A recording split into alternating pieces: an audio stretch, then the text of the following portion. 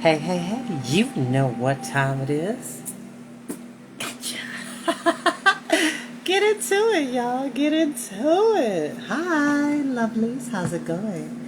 Welcome back to Storytime with Chris. You know you don't have to watch these videos when they go live. You're more than welcome to watch them in your downtime, nap time, max, relax, and chillaxing time. In between time, mean time, scheme time, story time, break time, CP time, any time that you want to hear a highly animated voice bring you wonderful stories of magic, fantasy, science fiction, adventure, and many, many more in between. Hi. Yes, I've worn this cutoff shirt before, many a time. Naruto Uzumaki is one of my favorite fictional characters, but as a series, it is not technically in my top 10. It's probably in the top 15, top 20 list of favorite manga and favorite, actually, yeah, the manga I enjoyed. The anime, not so much. And that's just it's just too much filler. There is a line I cross. Naruto is an amazing series. The manga, Shippuden, is incredible. No, I have not read or watched anything of Boruto The Next Generation. It is not something that I am interested in whatsoever. And considering the amount of information that I have picked up upon, it just seems like a lot of... Spoiler alert. They went back in time. I don't know how they did it, but Sasuke took Boruto back in time to where Boruto met Naruto as a teenager, as a kid, and wasn't able to put two and two together like, oh wow, you must be from the future, you must be my son. Really? Really? And then come to find out Boruto cheats during the Chunin exam by using a piece of ninja enhancement, chakra enhancement equipment. Boruto doesn't have the Jinchuriki, but his sister does. But his sister also has the power of the Byakugan. It's a lot going on. It's just not my cup of tea. For those who enjoy it, let me emphasize, for those who enjoy Boruto, kudos to you. It's not my flavor. Naruto Shippuden. That is about as far as I'm gonna go. As far as I'm gonna go. And I'm gonna tell you my favorite character in Naruto, who I definitely believe deserves their own manga series, or at least a 13-episode anime. Hashirama Senju, the first Hokage and the first person, to my knowledge, correct me if I'm wrong, first person to ever create wood-style jutsu, which is a combination of, correct me if I'm wrong, wood-style is a combination of earth-style and water-style, if I'm not mistaken. Correct me if I'm wrong in the comments. It's been a long time since I've read Naruto. But Hashirama Senju is just so... It's just so dope. And the dichotomy between the Uchiha clan and the Senju clan and the Hidden Leaf and all of this divide and... live for it. It's great. Like I said, the anime, it's cool when I watched it in my heyday as a youth. But it was too much filler. There was a lot of unnecessary arcs that just did nothing for the story for me. Now, the Naruto movies are amazing. I'm like, these are little one-off stories. You know, I can get into that. And I did watch the Boruto movie. And I thought it was really epic that Sasuke and Naruto, as adults, combine their efforts to defeat the... Oh my goodness. What is that clan? Kaguya's clan. I think it's the Otsutsuki clan, who has the Tenseigan. It's another conversation for another day. We're not here to talk manga or anime. We're here to read stories. But as always, go ahead and hit that link on my bio on Facebook as well as Instagram. If you ever want to watch Storytime, there is a YouTube channel where all the episodes are collected there for your enjoyment. So please go ahead, like, share, and subscribe. And hit that bell notification so you don't miss a vid. Actually, I should totally, and I was thinking about that last week, I should do a video where I take down a list of my favorite manga, favorite anime, favorite novels, favorite cartoons, favorite movies, favorite TV shows of all time. And I actually have lists because I'm crazy like that.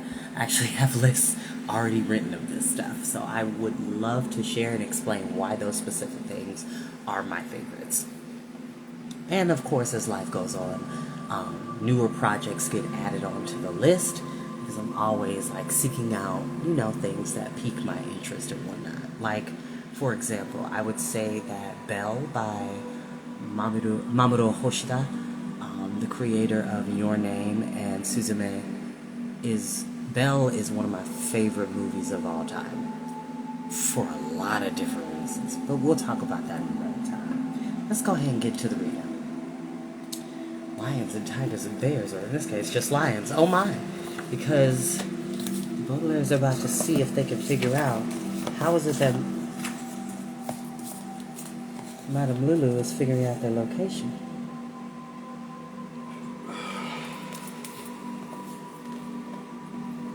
Chapter 6.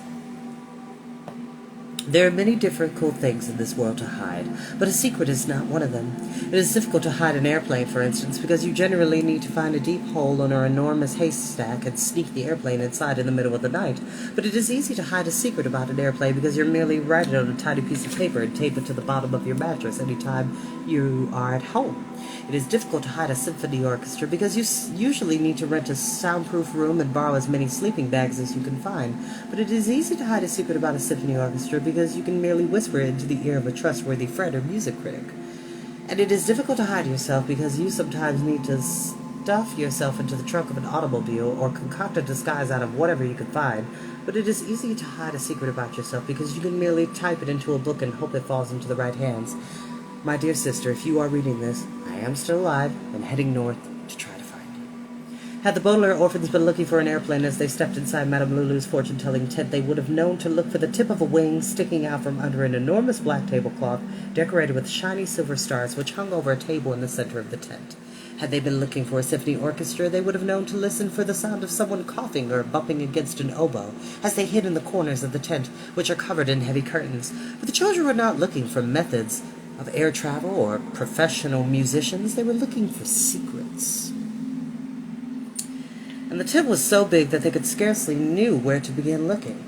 Was there news of the Baudelaire parents hidden in the cupboard that stood near the entrance? Could there be information about the Snicket file stuffed into the large trunk that stood in one of the corners? And was it possible that children could find out the meaning of VFD by gazing into the crystal ball placed in the center of the table? Violet, Klaus, and Sunny looked around the tent and then at one another, and it seemed that the secrets concerning them could be hidden just about anywhere. Where do you think we should look? I don't know, Klaus replied, squinting all around him. I'm not even sure what to look for. Well, maybe we should look for answers the way Count Olaf did, Violet said. He told the whole story of his fortune-telling experience. I remember, Klaus said. First he entered Madame Lulu's tent. You've done that. He said they turned out the lights. The Baudelaires looked up and noticed for the first time that the ceiling of the tent was decorated with small lights in the shape of stars matching the stars on the tablecloth. Switch, Sunny said, pointing to a pair of switches attached to one of the tent poles. Good work, Sunny, Violet said. Here, Klaus, walk with me so I can get a look at those switches.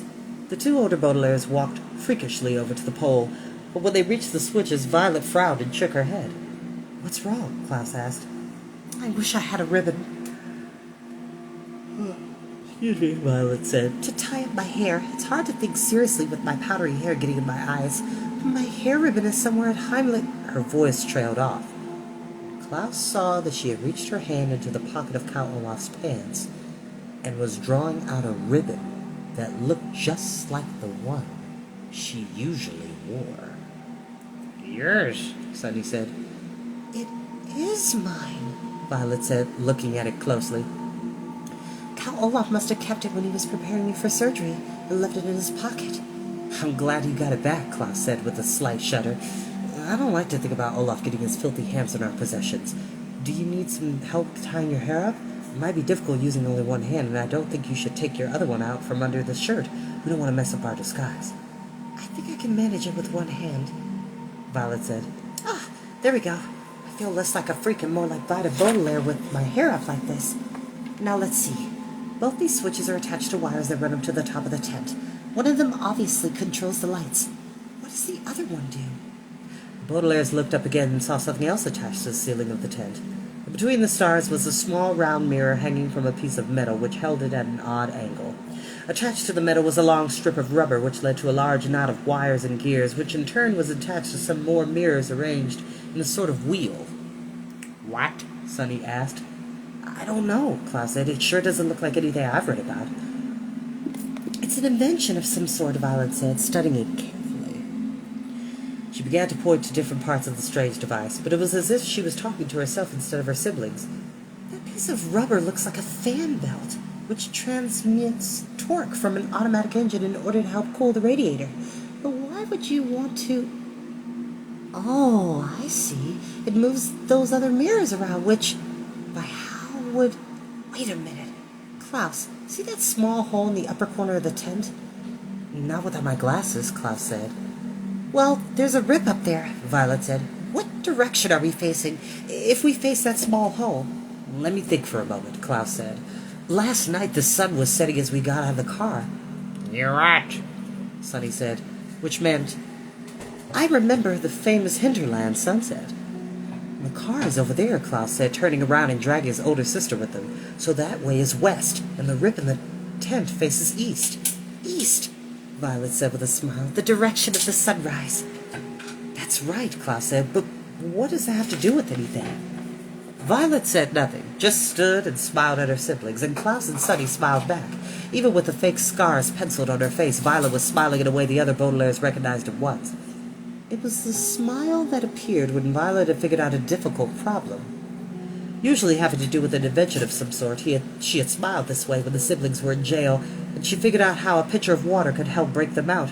She had smiled this way when she had looked over some evidence she had found in a suitcase, which could convince Mr. Poe that Uncle Monty had been murdered. And she was smiling this way as she looked up at the strange device on the ceiling, and then back down at the two switches on the wall. "Watch this," she said, and flicked the first switch. Immediately the gears began to spin, and the long strip of rubber began to move, and the wheel of mirrors became a whirling circle. "But what does it mean?" Klaus said. "Listen," Violet said, and the children could hear a low, buzzing hum coming from the machine. "That's the hum Count Olaf was talking about. I thought it was coming from the crystal ball, but it was coming from this invention. I thought a magical hum sounded fishy." "Ligor?" Sonny asked, which meant, "What about the lightning?" "You see how that large mirror is angled?" Violet said. "It's pointed so that it reflects any light that comes out of the small hole in the tent. But there isn't any light coming from it, which begs the question, dear. It begs the question, children, that I learned at a very young age, that all magicians and all people who work within sleight of hand is all about illusion, casting illusion. That's the beauty of being a magician and being a part of that aspect of show business, is that the magic in and of itself is the step-by-step, systematic, progressive creation and working of creating the illusion and making it very real. Therein lies the magic, the magic of the imagination, to have the skills and tools necessary to really make these happen. Now, are there those people who can perform magic and, speak to the supernatural? Of course, yes. Those are very real things. But in this instance, we're talking about using machines, using strobe lights, using fog machines and whatnot to really cast the illusion that magic is happening. Which, I'm of the mind, magic is very real. It just doesn't come in the forms of what we see in TV and movies. It's a very subtle and very powerful natural aspect of the world. Nature itself is magical. Being a kid is magical. The wind, the trees, the birds, the animals, it's all magic. That's how I feel. "Not now," Violet said, "because the hole is facing east and it's late in the afternoon. But in the morning when Madame Lulu does her fortune-telling, the sun is rising, and the light of the sunrise would shine right on that mirror. And that mirror would reflect it onto the other mirrors, put into motion by the torquated belt." "Wait," Klaus said, "I don't understand." "That's okay," Violet said. "Count Olaf doesn't understand either. When he walks into the tent in the morning, Madame Lulu turns this invention on, and the room is filled with flickering lights. Remember when I used the refraction of light to make a signaling device at Lake Lachrymose? It's the same thing, but Lulu tells him that it's magical lightning. But wouldn't Olaf look up and see that it wasn't magical lightning? Not if the lights were off, Violet said, flickering the other switch, and above them the stars went out. The cloth of the tent was so thick that no light from outside shone in, and the Baudelaires found themselves in utter darkness. It reminded the children of when they were climbing down the elevator shaft of 667 Dark Avenue, except that they had been silent, and here they were surrounded by the sound of the machine's hum. Eerie, Sunny said. It is spooky, Klaus agreed. No wonder Olaf thought it was a magical hum. Imagine how it would feel if the room were flickering with light, Violet said. That's the sort of trickery that makes people believe in fortune-telling. So, Madame Lulu is a fake? Klaus said. Violet flicked both light switches again, and the lights went on as the vigil went off. She's a fake, all right, Violet said. I bet that crystal ball is just plain glass. She tricks Count Olaf into thinking she's a fortune-teller, so he'll buy her things like lions and new turbans. Cicero? Sunny asked, and looked up at her siblings. By Cicero, Sunny meant something along the lines of, but if she's a fake, how did she know that one of our parents was alive? Excuse me. But her siblings were almost afraid to answer her. She didn't, Sunny, Violet said quietly. Madame Lulu's information is as fake as her magic lightning. Sunny made a small, quiet sound that her siblings could scarcely hear behind her beard, and hugged Violet in Klaus's legs while her little body shivered with sadness. Suddenly it was Sunny's turn to bear the burden of Baudelaire grief, but she did not bear it for long, because Klaus thought of something that made the Baudelaires collect themselves. Wait a minute, Klaus said. Madame Lulu may be a fake, but her information might be real. After all, she always told Count Olaf where we were staying, and she was right about that. That's true, Violet said. I forgot about that. After all, Klaus said, reaching with difficulty into his pocket, we first thought that one of our parents might be alive after we read this. He unfolded a piece of paper that his sisters recognized as the 13th page of the Snicket file. There was a photograph stapled to the page which showed the Baudelaire parents standing next to one man the Baudelaires had met briefly at the village of Foul Devotees, and one man the children did not recognize, and below the photograph was a sentence Klaus had read so many times that he did not need his glasses to read it again. Because of the evidence discussed on page 9, experts now suspect that there may be, in fact, be one survivor of the fire, but the survivor's whereabouts are unknown, he recited. Maybe Madame Lulu knows about this. But how? Violet asked. Well, let's see, Klaus said. Count Olaf said that after the appearance of magic lightning, Madame Lulu told him to close his eyes so she could concentrate. There, Sunny said, pointing to the table with the crystal ball. No, Sunny, Violet said. The crystal ball couldn't tell her. It's not magical, remember? There, Sunny insisted, and walked over to the table. Violet and Klaus followed her, walking awkwardly, and saw what she was pointing at. Sticking out from under the tablecloth was a tiny speck of white. Kneeling down in the shared pans, the older Baudelaires could see it was the very edge of a piece of paper. Good thing you're closer to the ground than we are, Sunny, said Klaus. We never would have noticed that. What is it? Violet asked, sliding it out from under the table. Klaus reached into his pocket again, removed his glasses, and put them on. Now I feel less like a freak and more like myself, he said with a smile, and began to read out loud. My dear Duchess, your masked ball sounds like a fantastic evening, and I look forward to... His voice trailed off, and he scanned the rest of the page. It's just a note about some party, he said. What is it doing underneath the tablecloth? Violet asked. It doesn't seem important to me, Klaus said, but I guess it was important enough to Lulu that she hid it. Let's see what she was hiding, Violet said, and lifted the end of the tablecloth. All three Baudelaires gasped. It may seem strange to read that there was a library underneath Madame Lulu's table, but as the Baudelaire orphans knew, there are almost as many kinds of libraries as there are kinds of readers.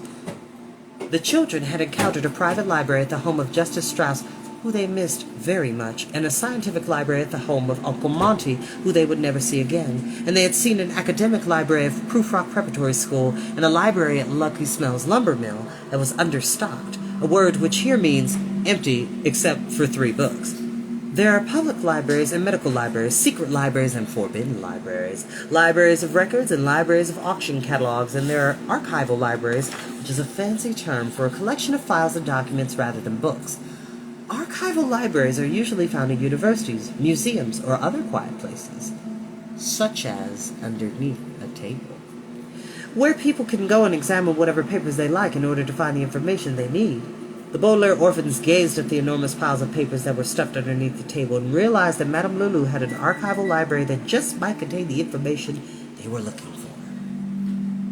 "Look at all this," Violet said. "There are newspaper articles, magazines, letters, files, photographs, all sorts of documents. Madame Lulu tells people to close their eyes and concentrate, and then she looks through all these materials and finds the answers. And then they can't hear a shuffling paper," Klaus said, "over the hum of the lightning device. It's like taking a test," Violet said, "with all the answers hidden near a school desk." "Cheat," Sunny said. "It is cheating," Klaus said, "but maybe your cheating can help us. Look, here's an article from the Daily Punctilia. Village of foul devotees to participate in new Guardian program."